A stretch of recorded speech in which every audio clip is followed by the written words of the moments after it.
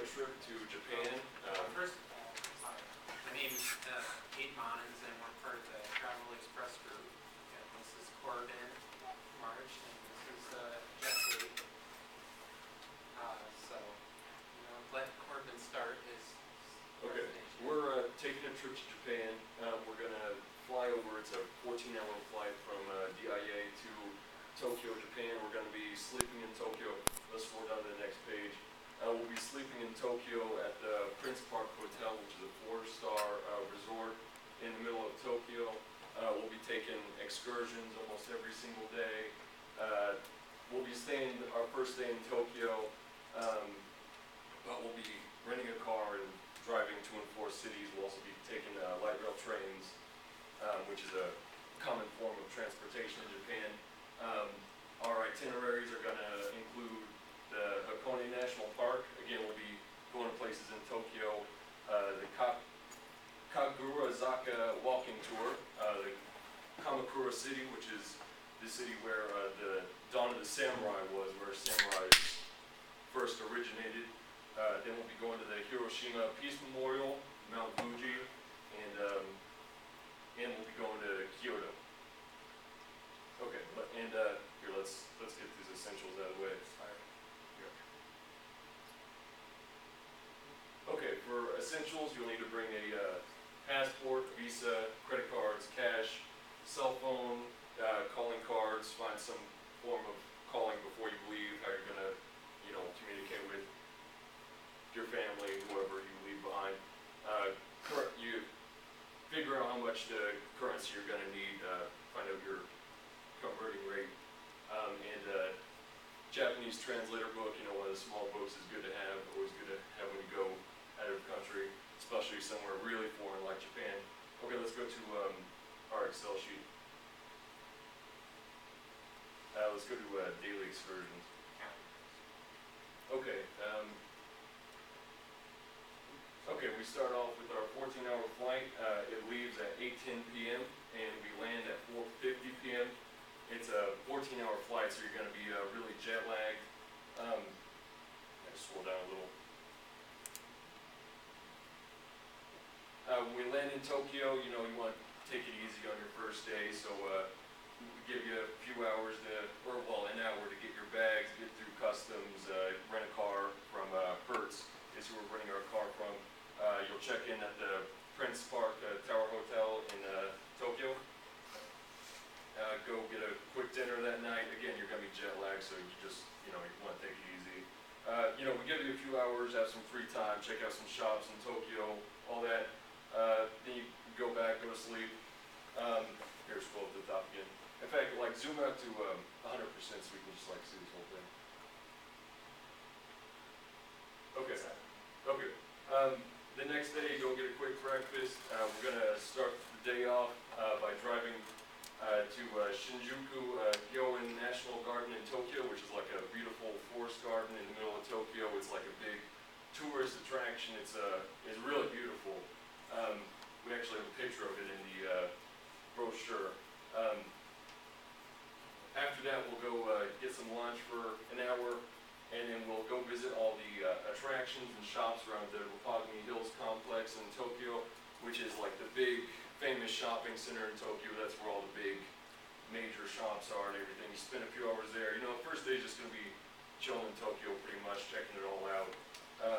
Then you'll go over to Shibuya Crossing. If you've ever seen any movie that goes to Japan, every movie has Shibuya Crossing. It's like the big, kind of looks like Times Square almost. You got all the neon lights everywhere. It's really neat looking. Then you go to Tsukiji Fish Market, which is the world's largest fish exporter in the world, which is another big tourist attraction in Japan. That night you'll spend at go to a sumo match, which is huge in Tokyo. They got major tournaments and everything like that. You just got to make sure you get your tickets in advance. Go back to the hotel, go to sleep. On our third day, we're going to leave Tokyo. We're going to drive to a train station, ride a train from Tokyo to Kamakura, which again is a city where with the dawn of the samurai, there's tons of shrines there and shopping centers and everything. You'll meet up with a actual walking tour group. You'll go on your walking shops and shrines and everything, all the temples down there. There's tons to look at in Kamakura. You'll ride your train back to Tokyo. We give you some time to go visit the Meiji Shrine, which is another huge attraction in Tokyo. You go have a quick dinner and you go see the nightlife in the Yoyogi National Park, which is a famous park where they got lots of nightlife, lots of sideshows and everything. If you've ever been to like Europe or anything else, you know what it's like. There's tons of people doing little side acts and everything everywhere. But yeah, it's neat to watch. Then you'll go back to the hotel and go to sleep, and I'll let Aiden take over. Alright, and for, I'll be, first we want to, ride the train to, we're gonna have breakfast, drive the train to drive to the train station. Then you want to go to, we're gonna go to Tokyo, from Tokyo to Kyoto, which is a very traditional city that has a lot of traditional monuments, such as the Golden Temple, which is it's a kind of a religious site, and you need to make sure you take off your shoes and walk barefoot in there. That's a policy. Then we go down to the Fushinari Shrine, which is it's a big hill where you walk up through a bunch of these red arches, and that takes about 3 hours to get to the top, and then we go visit then we go back. Now we visit the Fushinari, now we go back to get food and then have dinner, and then go see the sights at Kyoto, and then we go back to the hotel and then go up to the next day, and then we rent a car and check and make sure we have checked gas, and then we go to the train station to ride to Hiroshima, and we go visit the Hiroshima Peace Memorial, and here they have it's basically you can see they've got a lot of peace conference there. They've got a lot of monuments devoted to peace, and it only costs 50 yen to enter, which is really cheap. Then we ride the train back to Kyoto, have dinner, and then we go see anything you missed back in Kyoto. And then after that, we're going to scroll over a little bit to the right. We're going to, since we have the rental car, we're actually going to drive to Mount Fuji and have a scenic drive for those people who like that sort of thing. And scroll down. And then hiking, and then we'll spend a long hike on Mount Fuji, which is a very beautiful place, and they have festivals there in the town that surrounds it.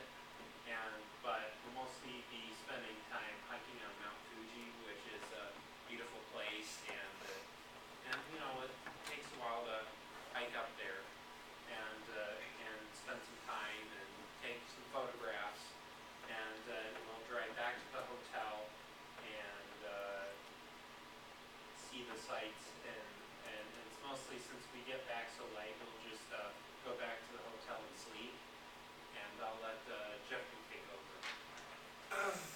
Hi guys. Hi. Alright, well most of the time we we gotta get our sleep, get our rest, so we have the full day to enjoy whatever we gotta do and have planned. And then early in the morning we gather our luggage, and that's when we get out of the hotel. And if you kind of see it, once we get out of the hotel, we eat right away, so we get that out of the way.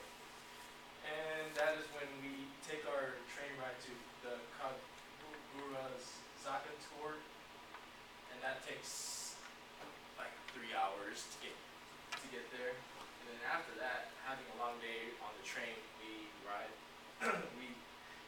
we have our lunch, and then our lunch and breakfast normally takes 30 minutes to an hour, depending on where we want to eat.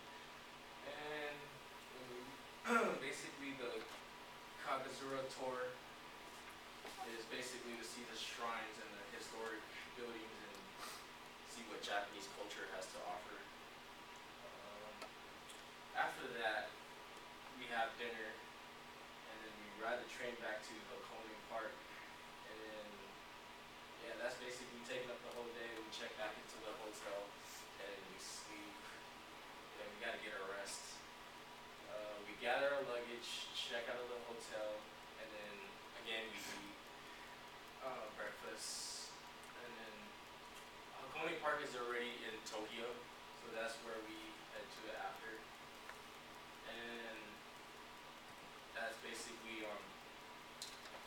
there's like historic buildings, and there's like a park there where you can walk around and see like the river and what the mountains have to offer. And from there we eat our lunch, and after our lunch we drop off the car, which takes like 30 minutes. Shouldn't take that long to drop off the car. And yeah, one of our we'll take the bullet train to the airport, and then we'll check in, hang out, and just relax until we hop on our plane back to Denver. And that flight takes about 14 hours to get back. So yeah. And this is the cost breakdown for everything they'll be doing, from rental car, gas, train tickets, excursion prices, restaurants, lodging, park pricing. And the total is pretty expensive. It comes to about $6,300, and when the administrative fee is $501, and when you refer a friend, you get $626.94 off. So, and this is for one person, so it's pretty expensive.